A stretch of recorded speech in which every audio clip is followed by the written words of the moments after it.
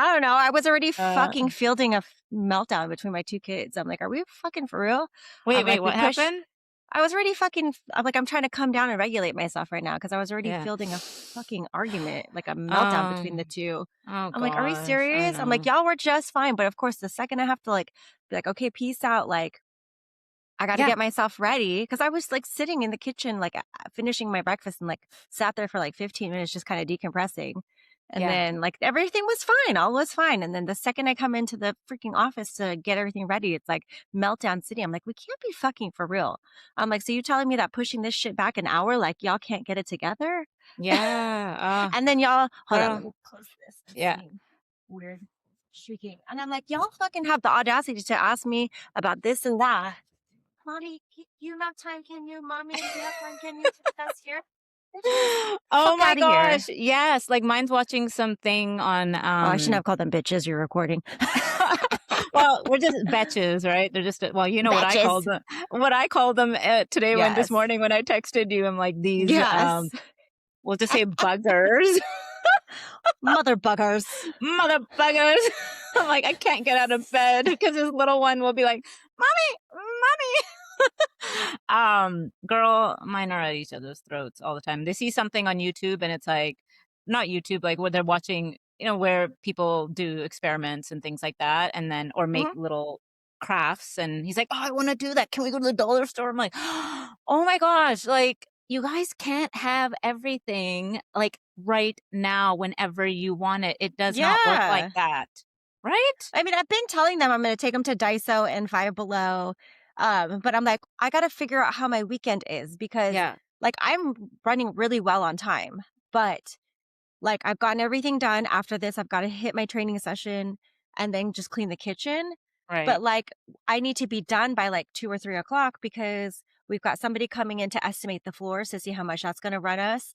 Right. And then my oldest really wants movie night. And so she wants Right. to watch Avatar. Avatar's like fucking 3 hours. I'm like, okay, Uh, well, we got to start this shit at like 4. That means like everybody's got to be like yeah. showered and in PJs by 4. 'Cause Hopefully the fucking there's pee breaks, there's popcorn breaks, there's this, that, whatever too, right? In Well, between that's those. not too much our issue as far Yeah, like with my kids, yeah, because they're older. I don't right, like they're in and out if they have to take a pee break, but like right, everything's usually set up, already before the movie. But I mean, it's 3 hours, so even if we right, started at 4, that's like 7. Okay, now that's your bedtime. Like right, go. right. So I'm just like, ugh. But then they're Yes, like, yeah, "Mommy, can you take?" And I'm like, I don't think that's gonna happen. I right, mean, I mean, if I feel like I have an hour blocked off where I can get this done, like, okay, right. cool, but, like, that shit's not on my priority list right now. You going No, to Daiso to get your fucking friend mochis, that's not. no, it really isn't, like, the It's dollar store not. is Like, not I on know she our. wants to do it for, like, Valentine's because this sweet little girl, like, is getting things for, Clea and Camden, Mhm. but it's Clea's friend. Okay, so be it. Like, I get it, but, like, I still have 1 weekend before I have to fucking worry about it being Valentine's Day. Mm. No. All right. Well, today I'm going to start this off. So, welcome back to Breaking the Cycle, Redefining Weight Loss, Health, and Mom Life. And today we have actually my trainer, my coach, mentor, and friend, Andrew Coates. So, Woo! welcome. We're so honored to have you, Andrew. I appreciate it. And I'm really glad to see that you guys have been doing this. I'm glad you have your own long for a long form nuanced content creation vehicle because we know that social media does not allow for that very well. So I Oh, appreciate everybody yes. listening who likes nuance long form. Yeah, Oh, yeah, yes. no, It's we're fun, though. It's easy. It's not even work. It's like a girlfriend power hour, so this is awesome. it is for us. So if our audience, I'm sure they follow you, Andrew, but if they don't, you are an in-person trainer, online one-on-one trainer. You have a women's strength group coaching program. You are a writer. Some of the publications that you have listed are Men's Health Magazine, Testosterone Nation, and Muscle and Fitness. I'm sure there's many more. So you're also popular amongst all of us coaches, and we usually, or a lot of us, will look to you for guidance for just content creation, coaching, just a bunch of different things. So that is my introduction for you. If there's anything else you want to add, please do so. That was gracious and generous, so I appreciate it. All right. Okay. So we're going to get started with one of your most viral posts. Okay. Right. And I'm going to read that out. And I think that it's so relevant, probably for our audience and just in general. So here it goes. It's expose children to gym environments and let them see you work out, especially moms and daughters. Imagine children growing up seeing strength training and gyms as normal instead of as intimidating places they struggle with as adults. So Okay. let's talk about this. Let's dive in. This was inspired by some clients of mine have brought their kids. And it's, I mean, male clients have, but usually it's the moms who've done it.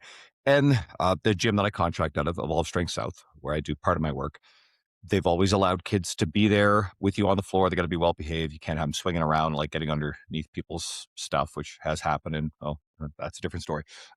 But Yeah. anyway, it had me thinking a lot about this. And what do we see the people that we work with kind of stereotypically?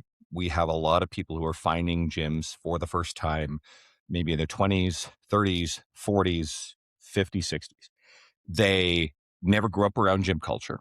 They probably have a lot of stereotypes about what gym culture is. A lot of it probably comes out of the competitive bodybuilding world side of stuff, where the image of fitness is, muscularity to the point where it's not, and leanness that is not possibly natural, whether on the men's side or the women's side. And then there is a double standard in the industry where I'm side questing a bit, but someone like an Arnold Schwarzenegger and his contemporaries, young men look at that in bodybuilding magazines and go, ooh, I want to go do that. And if they believe it's natural, then they think, cool, I can hit the gym hard and I can look like that. And well, even if they're not going to end up looking like Arnold, they generally make pretty good progress. They get stronger, they build muscle. When women see the equivalent muscular, popping delts, like really grainy leanness in female bodybuilders, and this is going to sound unfair and unkind, but it's kind of the truth. What have women traditionally done? And especially when those people are, lying or misleading about their drug status, Yes. it can actually be quite harmful. Then women go, well, I don't want to look like that. And then they can gravitate to, and there's nothing wrong with yoga and Pilates and that sort of stuff, but they could actually bias towards those worlds and they can say things like, I don't want to get bulky. I just want to tone up. Mhm. And that belief is fine too, although we are trying to encourage more women to embrace wanting to put on muscle. But, I've seen these kids just being around their parents and I'm thinking, I remember when my parents used to play sports. Now, they played tennis. We would be there kind of just around them. We got involved in cross-country skiing when we were young. My parents were swimmers. I never took to swimming, but I did compete at a pretty high level in cross-country skiing as a teenager. And then my dad bought me a weight bench when I was young, and then me and my brother started playing basketball a lot. And my parents always supported and encouraged this stuff. And I think about it, it's like, well, I think they were ahead of their time, but it also made this stuff really accessible to us.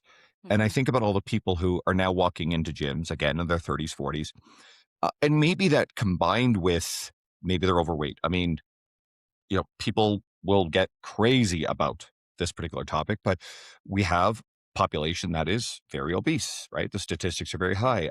And that runs very concurrent. There's a lot of overlap between metabolic unhealth. So a lot of these people aren't feeling great. And then you combine that with walking into a world that you have stereotypes, false ideas about what fitness actually is, how unattainable it is, what the people who populate these spaces are like, when in fact, if you go into them, they're more people, everyday, normal, like kind, welcoming people than they are the quote bad stereotypes. And quite frankly, even anybody who's been around gyms, the big tattooed up, jacked dude is usually the friendliest, most welcoming. Yeah. The person will spot you, smile, nod of approval, that sort of stuff, right? So, but I understand why people will be scared to death of stepping into a gym environment. And I believe that if kids grow up around these spaces, and it doesn't necessarily mean physically a gym, it doesn't necessarily mean technically, resistance training, because there's always the pedantic idiots who come in there and they're like, oh, gyms are dirty, you shouldn't be in there, kids should be outdoors. It's like, I get you have a narrative there, Yeah. but that's a false equivalence. And it's, It's missing the it's not, point. it's missing the point. It's not helpful, Yeah. right? Yes. Yeah. I grew up outdoors, tons of outdoors in rural Newfoundland. I played sports outdoors. That was wonderful experience too. And it was all part of it. And I believe that what will end up happening is you increase the chances that these kids will grow up with the modeling the behavior of the parents. This will become normalized. The environments will be normalized and feel safe and welcoming. They will either grow up doing it in the best case scenario, so that way they're way ahead of some of the lifestyle changes over time that can lead to that creeping gaining of a little bit of weight year over year until it compounds to a point where people don't feel good about it, and that creeping compounding metabolic unhealth. Or in the worst case, that life just takes them away from that sort of stuff. They don't grow up around it, and they end up deciding, I need to rediscover this. I need to go into the space. Well, it hopefully was a positive experience that they grew up that was normal as a kid, and it's more accessible, and then they feel more comfortable walking into those space. So either way, I don't think there's a negative downside. There's always, again, that post, always goes super viral whenever I use it. And so I use it sparingly. I think a lot of fitness professionals, they chase virality. They absolutely chase virality. And knowing how viral this one gets, and I'm too busy to be able to respond to it's 99% positive, but there's always idiots. And I'm just like, I don't want to deal with, responding to all this crap sometimes. So like, I'll actually deliberately avoid it. And every once in a while I'll be like, okay, cool, I got the bandwidth to do this. But people come in and be like, oh no, I don't want kids running around the gym. It's like, we're never going to see these commercial gyms, these big commercial gyms with kids on the floor. And it's not about having them run around everywhere. Oftentimes it's the boutique gyms. It's the newer generation of facilities, again, like an Evolve Strength, that, as long as your kid's well behaved, they chill out really close to you. We know that more and more gyms, they don't have childcare in them anymore. I remember the gym I used to work out of, they had a great childcare. A lot of my friends had kids, and it was one of the reasons why they would go there, is because this place still had childcare. And now it's actually quite uncommon. And these, I mean, not to throw shade, but there was a gym that opened up, they had childcare, and then I guess they did the math on it, and the space would generate more revenue as a Pilates studio, right? And then they did that. Yeah. I But mean, that's very unfortunate because that really raises the barrier of entry for a lot of people. I mean, I'm spoiled in the sense where my husband gave up part of the garage to create a gym space for me so I don't have to worry about the logistics of where my kids are going to go. But it's also really amazing that it's there because now they have the exposure to it, because it's exactly what you said. It's rolling straight into my home and right onto my kids. I mean, my own daughter yesterday asked me, because I'm in an active fat loss phase right now, where she hasn't watched me weigh and measure the milk because I'm just kind of like a little bit more like nonchalant with my stuff when I'm in a maintenance phase. She asked me, she goes, Mom, how come you're weighing the milk now? And I said, oh, well, baby, remember I'm in a fat loss phase. I'm currently trying to keep track of all of my calories. Because I said milk has calories. Remember, I said, so anything that has calories, I have to account for it. And she was like, oh, okay, that makes sense. And she's like, oh, because you're trying to lose weight because you want to see how much more muscle you have, right? Yes. But that made my heart sing and smile because it wasn't about mommy's trying to get skinny. Mommy's trying to see her Fit. muscle and trying to get strong and healthy. So that was like Right. Okay. amazing. There are two things here that are really worth diving into. First of all, it's not just physical commercial gym type settings. It is home gyms, and home gym setups are far more common than ever. And I know tons of people who, like a lot of my clients, they'll have the videos of them working out in their home spaces and the kids are around and the kids are observing it. So it's the exact same effect. Second thing, and I really want to go here, this will be valuable conversation. The word choice, the language, the way you talk about yourself, and the behavior you model about you, your fitness, your health, your body image, and your weight. I ate a lot of women that I've trained who are in that 30 to 50 range. Again, it's not all, but a alarming number have, and I love this framing, carry beliefs that actually don't belong to them. They have downloaded the belief system, and it comes from mom. And that's metaphorically and literally. And it's not to vilify mom, because mom is the product of the culture, the community, the environment that she grew up in, right? Listening to a lot of Oprah. Again, not to overly vilify Oprah. Oprah is just the most famous example of this. And there's I can't remember who said this quote, but Oprah is both the biggest perpetuator of diet culture and herself a victim of it. I think we Anybody's had that familiar with Oprah? conversation, Andrew. I think we We had that we conversation at one point too. Yeah. we have, Yeah. and again, Oprah. Again, I'm careful about policing, what people say and do, and then the responsibility of figures like this. But Oprah, for a very long time, it's what seemed like, at least on a monthly basis, she's popularizing and talking about this newest diet craze. And Oprah is also famous for having, extreme yo-yo dieting and weight changes. It is also not fair to criticize or judge an individual, no matter how high profile, for, those choices and their body in those sort of things. So there's a lot to got to get into. I'll leave it there. But back Right. to the original thing. If you can pause and consider, okay, you got some stuff, and stuff came from mom, not to vilify mom. And often what I've found with the women in that age range that I'm talking about, mom or culture or both, tended to create this idea that your value is in your smallness, your thinness, your leanness, and your attractiveness to a potential partner. There's a lot of that baked in here. Okay. So we know it's not the only thing, but culturally, this is a thing that I think women of that age range got a lot of.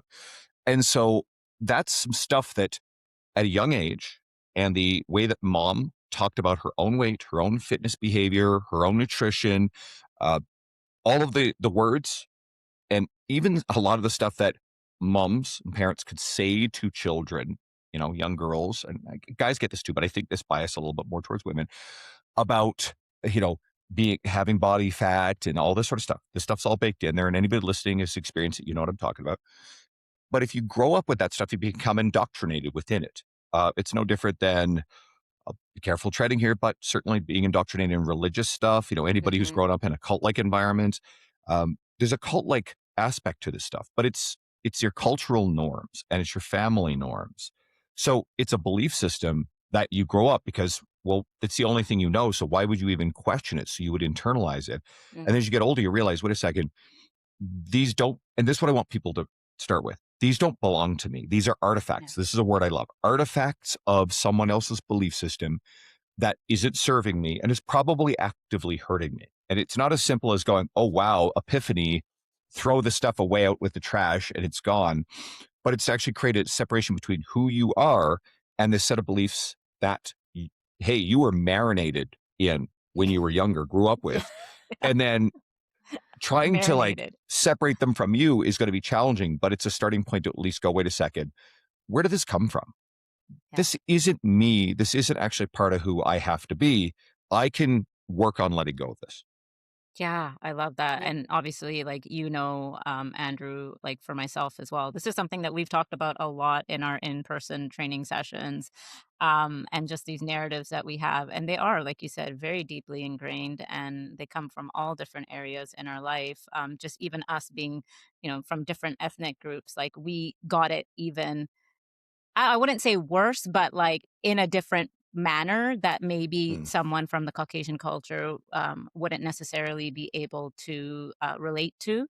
And so, yeah, they are deeply ingrained and it is such a challenge. But just that point of like, just challenge the narrative, just ask, where did this belief come from? Why do I believe this? And start there.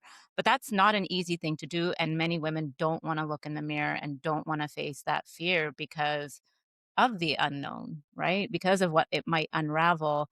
But we're here to say, just based on our experiences, and I'm sure you with all of your clients, is that what's waiting on the other side is always going to be more beneficial, and it's going to lead you to a better place. So, yeah, that's a huge thing. The narratives are huge.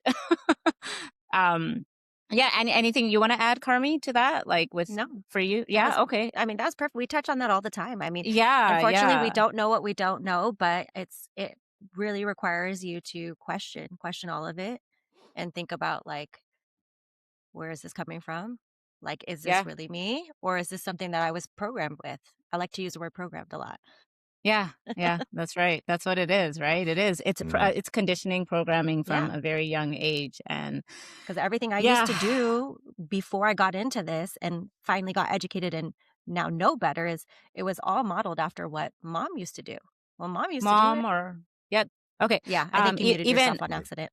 Okay, even our in our cultures, like aunts are huge, like our aunties, and the stuff that we hear growing up, and you will hear it, like you'll hear it about your body, your facial features, the color of your skin. So it's not just weight; it's just so much more. But that, I think, the key point here is what you said, Andrew, is that we can change, we can choose to do things differently, and it's within us. We just have to, believe in ourselves and really like take that step forward and do it. And that comes with, it's not just like, hey, let's start working out, let's start trying to lose weight. There's just so much more to it. And I love the fact that you have these conversations with your clients, because I know how much it helped me.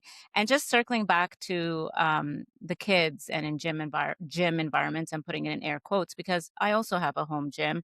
I've invested, I can say, yes, I'm privileged, but also at the same time, I chose to take that money and put it towards, my gym equipment versus like putting it somewhere else, right? Okay. So what I was saying is like having a gym at home and, making the decision to bring that equipment into my home. And my son, I was saying just the other Uh-oh, day Dal, was, hold on. okay. There we go. My son the other day was just saying, "Hey, mom, look at what I'm doing." And I looked at him like, squats? He's like, yeah. So I love that. I love that. Okay, moving on, because I think that we covered that piece well. You There talked, is actually yeah, one other thing I want to sure, say about this. Nobody's under any obligation to do this because for a lot of parents, especially, the gym time might be time away. It might be a little bit of a right, break. I'm not a parent. I cannot relate to what the experience of you guys both are. So I know that sometimes it is nice to have your time, and that is perfectly okay too. I think there could be a balance where you're modeling the behavior, the language you use around it, talking about it, valuing it, and yet the parent can still go and do, their fitness, their workouts without the kids present too. I right, think it's really important to acknowledge that because I don't want anybody to feel like, oh, now I need to turn this thing that is my personal time and break from this into something that is no longer about me. Your fitness still first and foremost can and should be about you. And right. especially given a lot of the narratives, sociocultural narratives, especially for women, caregivers, that you are now supposed to put yourself last, that you have children or you caretaking anybody. And I think a lot of people, a lot of women especially, may feel pressure or shame for doing something that puts them first. And it can become a very potent narrative Mm, not to engage in fitness, healthy nutrition for yeah. yourself. It suddenly becomes about everybody else. Yeah, I think that's where a lot of us began too, right? That's kind of the narrative that we had is, well, no, I can't do anything for myself. I have to keep giving, giving, giving, and it's taking time away from our kids. I know I had that narrative as well. And just to your point, you're right. Like I like working out without my kids now. I don't mind them watching here and there, but I actually they'll say, "Oh, can we go? Can we? Oh, you're gonna see Andrew? Can we Mm. go?" I'm like, "No, sorry, that's my time." So, one quick note there. There's a Yeah. client of mine. Her name is Shayna. Now, I've trained Shayna on and off for, God, over a decade. I've trained her two brothers, one brother's now wife, and just people on that extended network. And so Shayna would bring her little girl before she moved to British Columbia. And so Mina would Mina was scared to death of me, like 2 years old, scared. I was terrifying to her the first time. But pretty Well, you quickly, are she got you are a excited. giant. To a Because 2-year-old Uh, especially. yeah, to you. so, and anyway, but pretty quickly she got very, comfortable and she's, coming in with mom and when his mom's working out.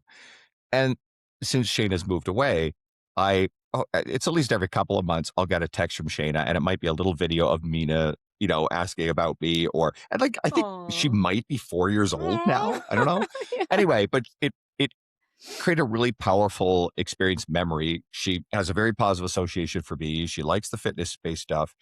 And it just I'm like, wow, it's incredible to see the real impact of something like that. And this is adorable little kid. That's awesome. Yeah, I love it. I That's so know. And sweet. I know the impact that it has on my kids too. So, yeah, it Mm. is. Okay, so there's a couple things because I know we don't have that much time, but I wanted you to kind of, well, Carmi and I both wanted you to touch on like your bucket analogy. Is that something that you could go My into? Bucket, your three buckets that you Oh, have. I yes. have them. I can read them out, and then we can go into it, and it I relates got it. to. Yeah, you go. I know you do. Okay, I go. got it.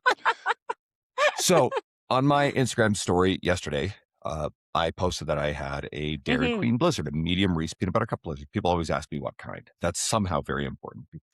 And what I do It is. is I know that I will have that after a workout on a Saturday afternoon. I'll sit quietly, I'll eat it slowly. It's just time to me.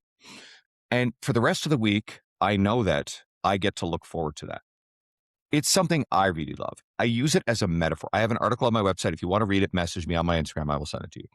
And it's a metaphor. It is my example, but it's a metaphor for the third bucket, which I think is really important, is what are the things that you love? And you can't love it all. You got to cut the bullshit. You have to like get clear on, okay, what are the things that truly you don't want to relinquish, that you savor? And it's not the bullshit narrative about like 2 glasses of wine a night. I'm going to come back around. Do not let me forget about like this particular narrative. Okay. We'll talk. Okay. There's a Sex in the City example that I use, Yes. but Yes. Okay. right. But so get really clear on the things that you love. There's lots of food that I really enjoy, but I don't crave them. It doesn't matter to me.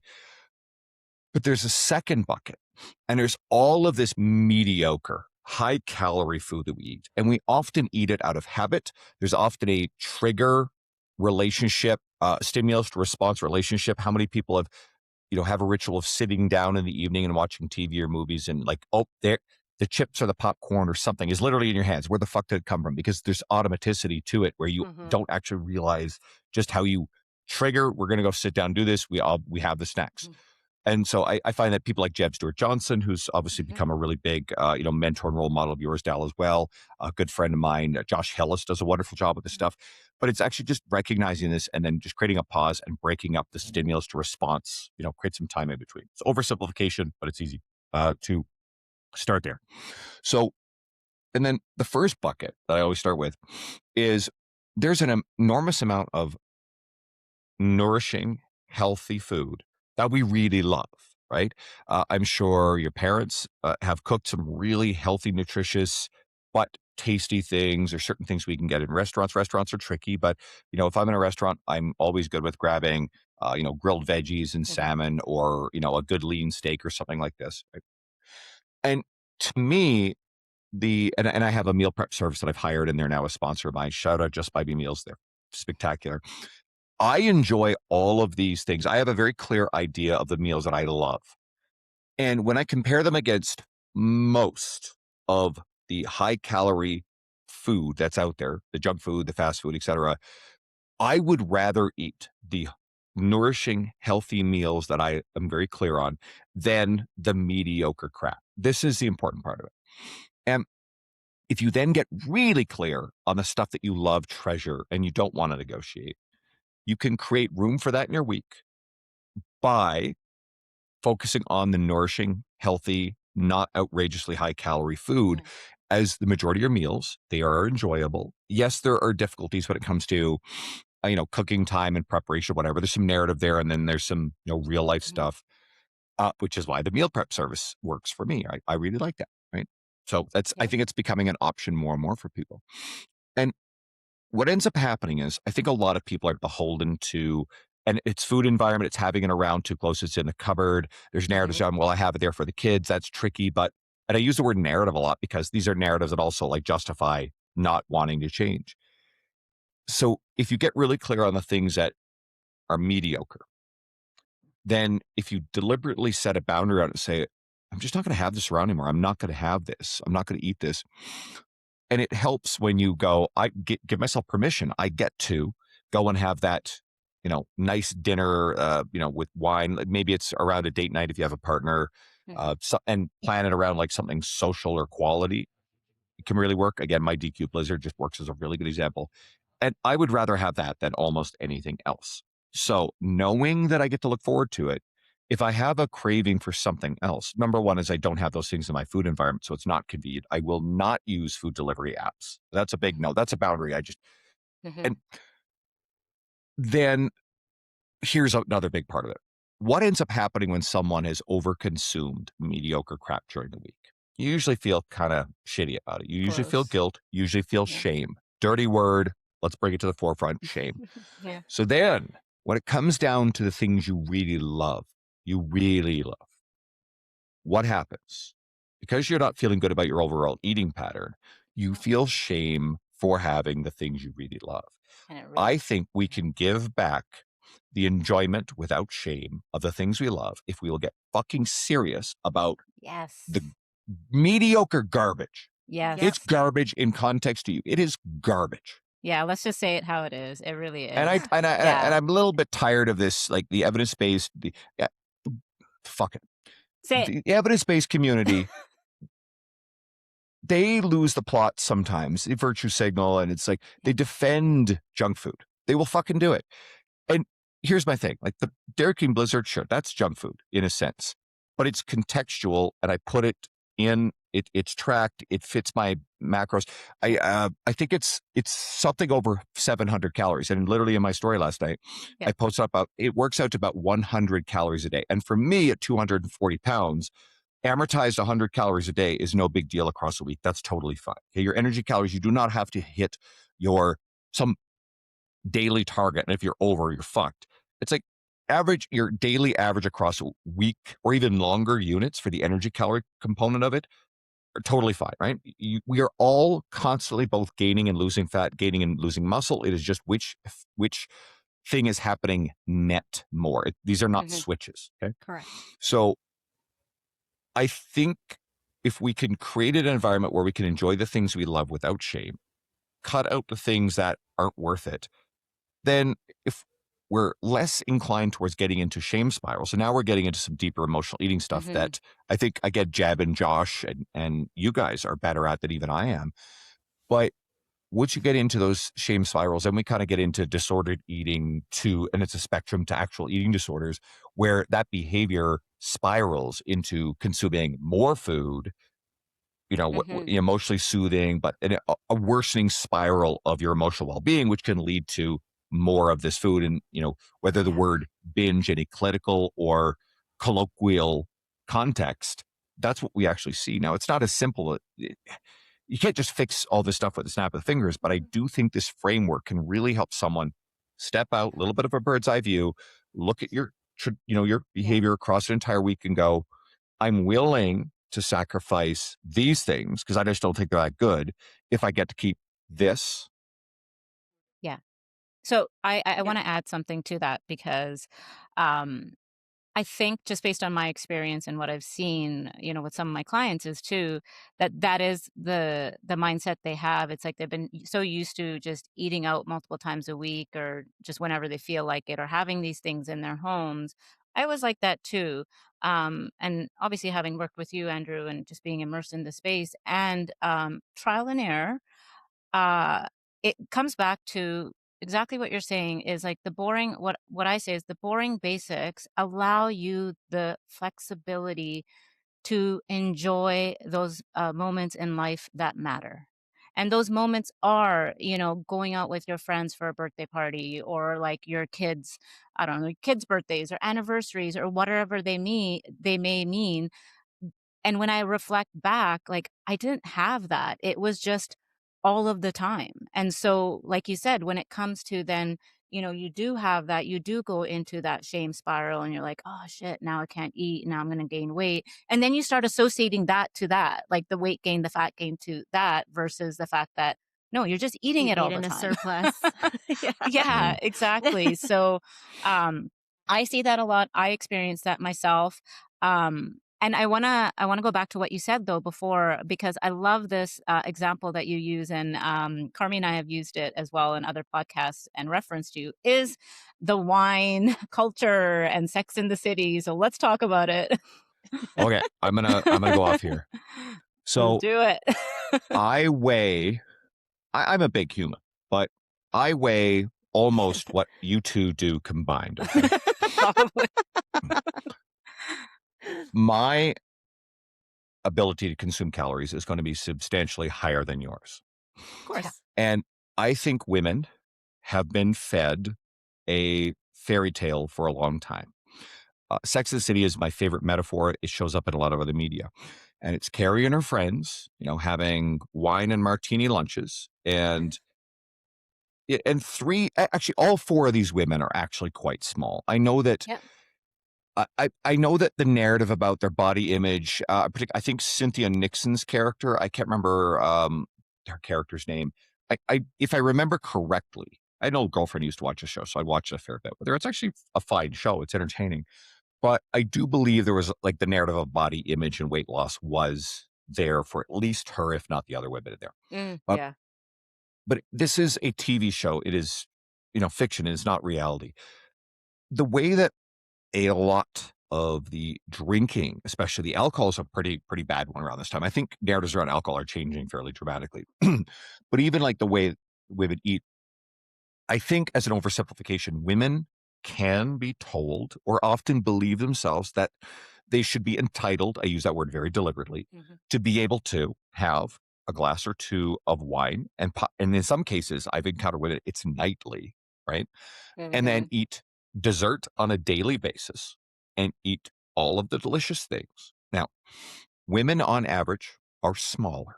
Women on average have lower metabolic rates than your average man. Yes, there are women walking around that have very active, lots of muscle.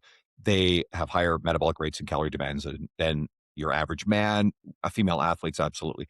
And our goal in all this, do not lose sight of this, is to try to encourage women to build muscle, be more active, increase step count, and basically have a higher calorie demand your daily. So therefore you have to eat more food, right? And then Dal, I know I'll tease this out and you'll be diving into this in future, but you're going to be working on a project that this is touchy territory for a lot of trainers. And again, it's the virtue signalers of our industry. Is like you mentioned 1,200 calories or lower calories, and the industry has a collective shit fit, right? Yeah. Now, I don't know where the industry decided that the 1,200 calorie number was evil. I will be very clear. The overwhelming majority of women, I would like to see more active, resistance train, higher step count to the point where they can easily consume, again, relative to your size, way more calories than this. I mean, 17, 18, 2,000 plus calories a day. And there are plenty of women who are doing this. That is the ideal. There are situations where a woman who is very small, who is very sedentary, whose metabolic health might be in a place where, fat loss intervention is important. And that particular one, we want her to be more active. We want her to have a higher calorie demand. But for dieting, she may need for temporary, not permanent, temporary timeframes to be into a lower calorie number, which may include 1,200 or even lower calories. And don't take this in isolation and misrepresent what I'm saying. But it is entirely the science, the biochemistry of someone's calorie in and calorie out demands. I would really, really want to create a situation where that woman, I will say it again, needs far more calories than that. Okay. But there can be temporary situations where we need to go less. And especially when women are fed this narrative idea that they can consume the same amount of food as men, you go into restaurants. The serving sizes are not gendered, right?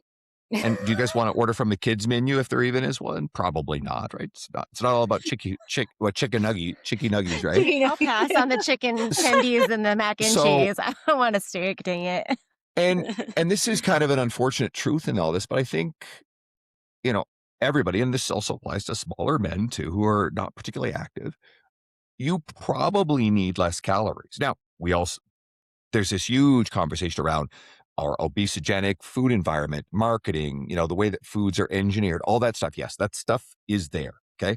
And we know that to change things on a societal level, we probably need, industry regulation. We probably need governmental intervention, and that stuff can be very tricky to navigate. It's way beyond the scope of this conversation. We know that on a societal level, we have some big problems.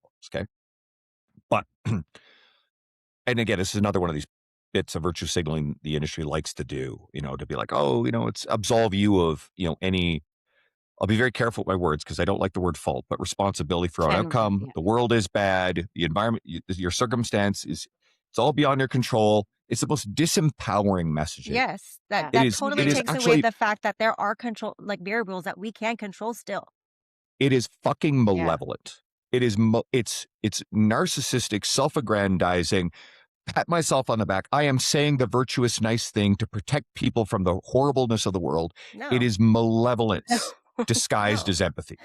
And it Yeah. is dangerous shit.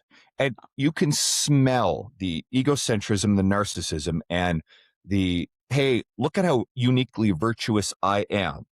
Okay. The industry is bad. You can smell this on people. Just approach this sort of messaging with caution. Now, again, we know that this stuff is also very impactful. The social determinants of health are extremely real. But we also say we cannot, just bury ourselves in all of the things beyond our control and just become beholden to our fate. We actually have to focus on the things we can control. And therefore, I am still like, by God, like you talk about personal responsibility and you're this horrible person in the industry, right? That language gets policed aggressively. No, it's unfortunately, if you want to change your life, if you want to change your metabolic health, you got to take control of it. That's it. And we'll just try to Exactly. give you Yeah, the you've got levers to we take can. radical responsibility for the things that you can. Yeah, Yeah. And totally. like, and like the whole, the Sex and the Losing City you and again, that. Dal. Oh, There we go. okay. There you Can you hear me? Okay. Yeah. Yeah, the Sex and the City. And it's very much like, it's similar to what we see with the Desperate Housewives and stuff. So we're seeing that happen in real time, but that's what they're Mhm. doing. Like they're just showing them drinking, eating very little, or eating out all the time, or on Xanax or this and that. And then I think women take that as like, oh, I should live like that, right? Like the It's whole comparison glamorized. stuff.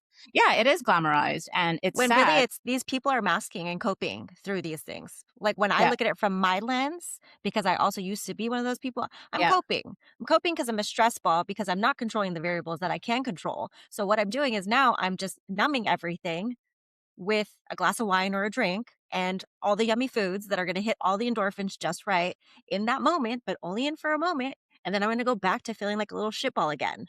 exactly. Fleeting, right? So, yeah, no, I love that you brought that up too, because I really want women to, acknowledge and see that, recognize that it is like, this is not reality. This is not how our bodies work. Like you said, we are small. We don't need that much, that many calories. And working with, like, not to, sometimes you don't know what you don't know, but reaching out and finding that coach that can help you, because when you see the whole 1,200 calories or whatever, and you try to do it on your own, you may not necessarily understand nutrition and how it works. So it's Because really context important. matters. Context matters, and we really have to Mhm. have that education piece, that knowledge piece, and just, trial and error with someone who knows what they're doing. And maybe, Mm. just maybe, that is going to be the key, because I know it was for me, to get me out of that 2 decades worth of that cycle that I was continuously yo-yoing in, right? So, yeah, There's there's that something piece. else with the mythical 1,200 calorie number. Mhm. It's been fairly well studied that you get the people who are claiming, oh, I'm consuming 1,200 calories, but I'm not losing weight. Well, so when this has actually been evaluated with people making this claim have been tracked, observed, metabolic wards, et cetera, what was happening? Often enough, they were consuming in and around the range of about 2,200 calories. So they have this perception that they're restricted, right? So a lot of the time, this is why I push back on the narrative about stuff. Yes, there's an emotional relationship with, the food volume and restriction. You can't deny that. But you can turn that into a narrative, something that becomes stressful, that creates this, rebellious behavior. Also, human error in tracking is just a Mhm. thing. It's baked That in. part. Registered dietitians have been studied doing this stuff. They have error rates in there too. Okay. So you just have to accept this. It's not that people are lying, but there's a whole bunch of stuff that goes into this stuff. And what we see is a lot of times the people who are claim that they're dieting and they're restricted are actually consuming substantially more calories than this. Then we get into, the eating different kinds of food, more filling, higher food volume, that sort of stuff. That stuff's all relevant. I know you guys have talked extensively about that. I think we understand that. But I just like demystifying this 1,200 number. And again, I can't say this enough. I'm not advocating that most people or many people even need to be there, and certainly not for any length of time. It depends on the activity level. It depends on the size of the human being, and it depends on the goal. And again, in some cases, for the specific people, to achieve a calorie deficit to get to the body fat level you want, you may need to temporarily get into some pretty Mhm. low calorie ranges. Mhm. I still at that point think it would be a very good idea to try to actively monitor your step count, because as we get into Yes. calorie deficits, the thing in our metabolism is made up of 4 things. It is our base metabolic rate, which is very predictable, extensively studied based upon our weight. Okay.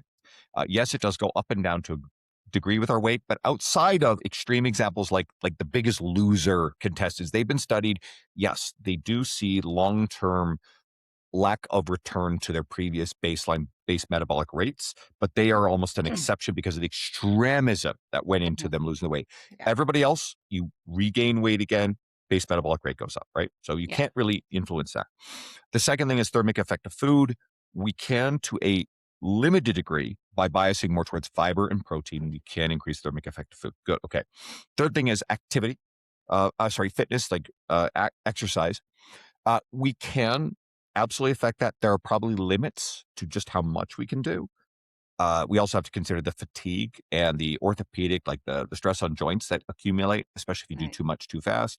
And as a percentage of our totally daily calorie expenditure, it's for most people outside of like athletes, it's still on the lower side. I still am a big believer in we can move that lever, but the big one is NEAT, non-exercise activity thermogenesis, and then that down regulates as we get into calorie deficits and our body weight goes down. It down regulates. Okay, there's a lot of hormonal mechanisms that will have us step less, move less, fidget less. And it can vary based on people and genetics. Some people, it's a very strong effect. Some people, it's not. The best way to counter that is probably to actively monitor your step count. It is absolutely something that we can control. So I'm a huge advocate now more than ever for trying to keep step count. And again, the 7,000 step number is probably where the evidence says we see the really good effects. There are there are diminishing returns on more, but more is still better if it's within your capacity. But we want to make this accessible. 10,000 steps, it's a mythical number. It's excellent to strive for, but if you're aiming for an average of 7,000 steps a day, you're going to be doing good things. Right. Yeah. And, like you mentioned already, there's something in the works that we're going to go into a lot of nuance and context. And we'll talk about that later. But outside of that, I think we covered a lot there. Carmi, if you had any other questions, I was going to move into our next topic that I really want you to touch on for our last 10 minutes here. Andrew, move it. Okay. Move it. So, Andrew, I wanted to kind of maybe touch on just with coaches, because I'm sure coaches listen to this podcast. And there's some lessons that I've learned from you over, the almost 4 years that we've been working together. I'm going to extract just a couple, read them out. But there's a lot of noise in the industry, and coaches are, I feel like, they're getting caught up in certain things that they shouldn't. Maybe they're not showing up as themselves. Their writing isn't representing that. They're latching onto what other coaches are saying, etc. I really want your advice on what you feel like coaches could benefit, take today from listening to this podcast as far as their own voice is concerned and content, etc. But also transition that into in-person events and why it's important. So if we could combine the two. So for me, what I learned from you is just one is be authentic in your content and writing, expressing yourself genuinely in your own voice. And the other two things that were really, really important to me was when I first attended your conference, when I first got into this, and the advice you gave me was prioritize genuine interaction and connection over transactional relationships, and embrace every opportunity, even if it means stepping out of your comfort zone. So I know that's a lot. So if you can just unpack some of that, and There's 2 hours in there, so I got to turn it into 8 minutes. Okay. You got 10 okay. minutes. This is going to be helpful. If you look at at the fitness industry, especially the social media landscape, through the lens of status and status seeking, it will help you a lot. So I alluded to earlier some things that I actually have issues with the way that the industry, certain, talking heads perform. The traditional gatekeepers of who is considered an expert of the industry, the generation I came up reading, and then part of it, you get through T Nation or the other publications, or there's a lot of different ways that authority came through before social media became this, unregulated thing, which, there's pros and cons to that. You kind of at least knew who were trustworthy, or you had a better sense of it. Now, and in an ever increasingly important environment to be viral and to get attention, we are witnessing in aggressive real time, an escalation of sensationalism, outrage, and I'll be very careful how I dance around this, but when coaches realize that certain narratives outside of fitness will get them more attention, Mm. more clicks, more followers, even if behavior is kind of a net negative on their emotional well-being, there's a lot of people who crave it so much or so beholden to the social media clout chase and status game that they will get louder and more sensational and more shrill and more obnoxious and more off-putting. But then again, we also have to remember, like someone like me and you guys, we're not actually their audience either. So like they've just made it a kind of a bargain with the devil of the game that they're playing. They sometimes know what they're doing, sometimes it's subconscious, sometimes they don't know what they're doing. Um, and we see a lot of, stitching each other's videos, a lot of hostility, negativity, and that's kind of a thing. There are good video-based creators. There are people who do it well, I think, with kindness and positive energy. My friend Jack Hallows out of Australia. I think Rachel Henley out of the UK does a wonderful job. My friend Brad Jensen, the sober bodybuilder, I think does a really wonderful job of it. Jordan Syatt has done it this way for a very long time. He's kind of one of the OGs of it. But I think when you realize that a lot of coaches are chasing status, then even the ones who don't, have it. And I don't love the lens of status, but it's also like humans are wired to seek status. We are pattern recognition machines for status. It's an evolutionary thing that kept us safe within tribes in ancestral times, right? So we are fine tuned to it. And one of the ways this manifests in with events, I host events. I've spoken on a lot of them.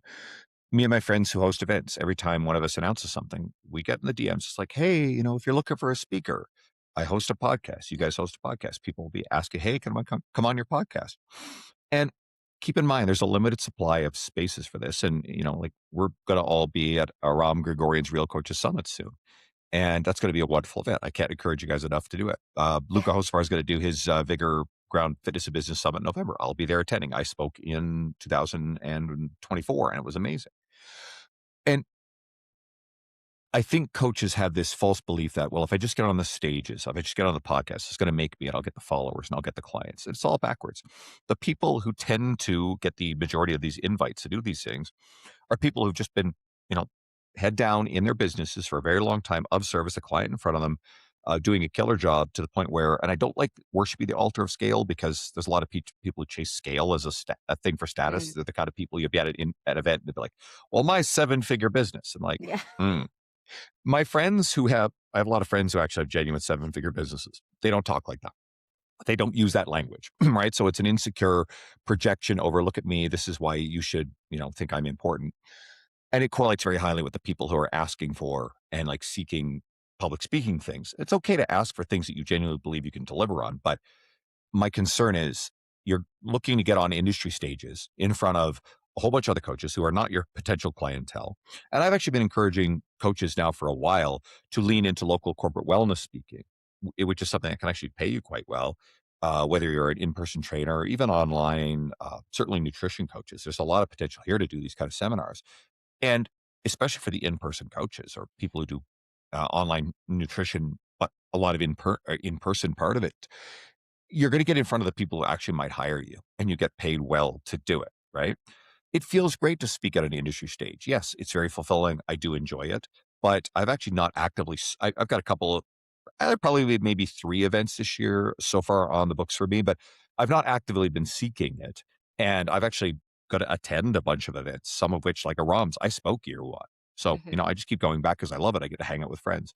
So I just want coaches to get really clear on, I think you believe that it will make a meaningful difference in your business if you suddenly get these accolades. That's what they are. Yep. It is a status game, right? But you would be so much better served if you relentlessly just focus on serving the people in front of you. You can turn around and build educational resources, long form media. You could build the flags of credibility and authority that, and especially if you then merge that with, I think, better social media, then you can still grow. You can use attending events in person. You can use your podcast. You can use your own events to platform and support other people. That does go a long way. I've done a lot of that over the years, and I think that is great for relationships.